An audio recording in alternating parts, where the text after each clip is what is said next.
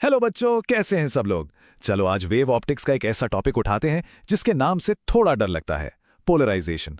लेकिन believe me, आज के बाद ये टॉपिक आसान लगेगा और एग्जाम में इससे जुड़ा कोई भी सवाल आराम से बन जाएगा।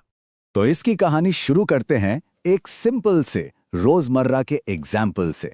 अच्छा, एक बात बताओ, कभी धूप में गाड़ी चलाते हुए या पानी को देखते हुए आंखों में एक अजीब सी चुभन, एक ग्लेयर फील हुई है? और फिर जैसे ही पोलराइज्ड सनग्लासेस पहनते हैं वो एकदम से गायब हो जाती है। मैजिक है ना? वेल, ये मैजिक नहीं, फिजिक्स है। और इसके पीछे का जो हीरो है उसका नाम है पोलराइजेशन। उन सनग्लासेस के पीछे की साइंस को समझने के लिए पहले लाइट को एक बिल्कुल नए तरीके से इमेजिन करना होगा। चलो सोचते हैं एक रोप डांस के बारे में। चलो एक छोटा सा गेम खेलते हैं। इमेजिन करो कि लाइट एक लंबी सी रस्सी है, ठीक है? और उस रस्सी में जो वेव्स बन रही हैं वो हैं लाइट के इलेक्ट्रिक फील्ड की वाइब्रेशंस। बस ये एक एनालॉजी दिमाग में रख लो, पूरा कॉन्सेप्ट क्लियर हो जाएगा। तो जो नॉर्मल लाइट है ना, जैसे सूरज से आ रही है या बल्ब से, वो बिल्कुल बिखरी हुई होती है। उसको हम कहते हैं अनपोलराइज्ड। इसका मतलब उसके इलेक्ट्रिक फील्ड की जो वाइब्रेशंस हैं वो हर पॉसिबल डायरेक्शन में नाच रही हैं। ऊपर नीचे, दाएं बाएं, टेढ़ा मेढ़ा, एकदम पार्टी चल रही है वहां, पूरा केओस। अब इस पार्टी में हम एक बाउंसर लाते हैं। इमेजिन करो इस नाचती हुई रस्सी के आगे हमने एक दीवार रख दी जिसमें सिर्फ एक पतली सी वर्टिकल दरार है, एक स्लिट। अब क्या होगा? सोचो। बिल्कुल सही, सिर्फ वो वाली वाइब्रेशंस जो ऊपर नीचे हो रही हैं वही इस दरवाजे से निकल पाएंगी, बाकी सब ब्लॉक।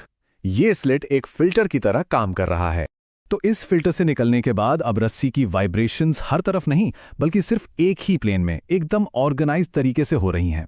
बस इसी डिसिप्लिन्ड सिंगल डायरेक्शन वाइब्रेशन वाली लाइट को हम पोलराइज्ड लाइट कहते हैं। सिंपल है ना? चलो अब इस रस्सी की एनालॉजी को रियल लाइफ फिजिक्स से कनेक्ट करते हैं और मिलते हैं हमारे फिल्टर से, यानी पोलरॉइड से। तो रियल लाइफ में ये फिल्टर कौन है? ये है हमारा पोलरॉइड। बेसिकली ये एक स्पेशल प्लास्टिक शीट है। इसके अंदर ना लंबे लंबे चेन मॉलिक्यूल्स एक ही डायरेक्शन में बिल्कुल डिसिप्लिन्ड सोल्जर्स की तरह अलाइंड होते हैं। अब यहाँ एक छोटा सा ट्विस्ट है, इसको ध्यान से सुनना। ये मॉलिक्यूल्स अपने पैरेलल आने वाली वाइब्रेशंस को तो एब्जॉर्ब कर जाते हैं, मतलब उनको रोक लेते हैं, लेकिन जो वाइब्रेशंस इनके परपेंडिकुलर आती हैं उनको ये निकलने का रास्ता दे देते हैं। और वो डायरेक्शन जिससे लाइट पास हो पाती है, उस खास डायरेक्शन को एक नाम दिया गया है, पास एक्सिस। ये टर्म बहुत इंपॉर्टेंट है, आगे इसका बहुत काम आने वाला है। तो अब तक हमें ये क्लियर हो गया, अनपोलराइज्ड मतलब सब दिशाओं में वाइब्रेशंस और पोलराइज्ड मतलब सिर्फ एक डिसिप्लिन्ड डायरेक्शन में वाइब्रेशंस।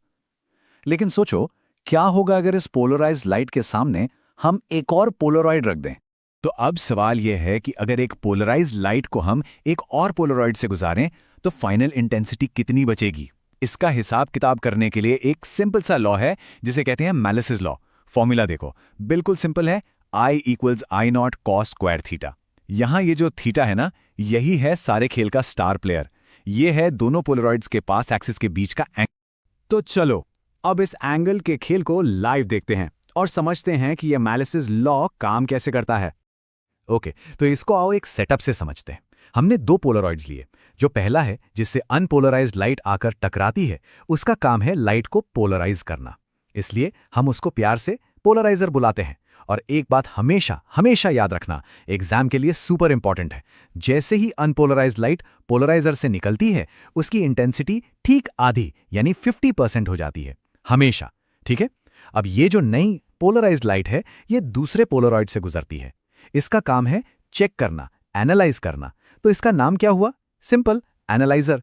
और इस एनालाइजर को हम घुमा सकते हैं जिससे थीटा एंगल बदलता है और वही फाइनल लाइट को कंट्रोल करता है। और यहां देखो, एंगल का पूरा जादू साफ साफ दिख रहा है। केस 1, अगर दोनों के पास एक्सिस एकदम पैरेलल हैं, मतलब एंगल 0 डिग्री है, तो कॉस स्क्वायर 0 क्या होता है? 1, यानी मैक्सिमम लाइट निकल जाएगी, फुल ब्राइटनेस। केस 2, अगर हमने एनालाइजर को 90 डिग्री घुमा दिया, यानी दोनों क्रॉस्ड हैं, अब कॉस स्क्वायर 90 क्या होता है? 0, तो आई भी 0, मतलब अंधेरा। लाइट पूरी तरह से ब्लॉक हो गई। अमेजिंग है ना? अब आते हैं उस गलती पर जो बहुत सारे स्टूडेंट्स एग्जाम में करते हैं। इसे ध्यान से सुनना। एक आम गलतफहमी है कि पोलराइज्ड लाइट स्ट्रॉन्गर या पावरफुल होती है। बिल्कुल नहीं। इस बात को दिमाग में फिट कर लो। पोलराइजेशन का मतलब है फिल्टरिंग। हम लाइट के कुछ हिस्सों को हटा रहे हैं, ब्लॉक कर रहे हैं, तो जाहिर सी बात है इंटेंसिटी बढ़ेगी कैसे? हमेशा ओरिजिनल अनपोलराइज्ड लाइट से कम ही होगी। It's filtered, not strengthened. ये याद रखना। तो इतना सब पढ़ने के बाद ये सवाल तो बनता है कि भाई पोलराइजेशन इतना इंपॉर्टेंट क्यों है? It's a big deal. क्यों? क्योंकि पोलराइजेशन ही वो आखिरी पक्का सबूत है जो चीख चीख कर कहता है कि लाइट एक ट्रांसवर्स वेव है, लॉन्जिट्यूडनल नहीं। क्यों भला? सिंपल, क्योंकि सिर्फ ट्रांसवर्स वेव्स में ही वाइब्रेशंस ऊपर नीचे यानी प्रोपगेशन के परपेंडिकुलर होती हैं, जिनको आप एक स्लिट से काट सकते हो। कभी साउंड वेव के बारे में सोचा है? वो तो लॉन्जिट्यूडनल होती है, वाइब्रेशंस आगे पीछे होती हैं। उन्हें ऐसी किसी दीवार से कैसे रोकोगे? नहीं रोक सकते। इसीलिए साउंड को पोलराइज नहीं किया जा सकता। ये फैक्ट इस चैप्टर का सबसे बड़ा टेक अवे। चलो आखिरी बार एग्जाम के लिए फटाफट रिवाइज कर लेते हैं। पॉइंट नंबर 1, अनपोलराइज्ड मतलब सब तरफ वाइब्रेशंस, पोलराइज मतलब सिर्फ एक डायरेक्शन में। टाइडी। पॉइंट नंबर 2, पोलरॉइड एक फिल्टर है जिसका पास एक्सिस लाइट को निकालने देता है। पॉइंट नंबर 3, दूसरे पोलरॉइड से कितनी लाइट निकलेगी ये बताएगा malleus law, I = I0 cos square theta.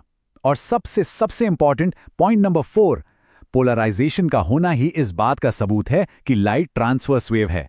बस इतना याद रख लो, इस टॉपिक से कोई नंबर नहीं काट सकता। अच्छा, सोचा है कभी जो 3D मूवीज देखते हैं वो भी तो इसी कॉन्सेप्ट पर चलती हैं। अगर लाइट पोलराइज ना हो पाती तो क्या 3D सिनेमा पॉसिबल होता? सोचना इस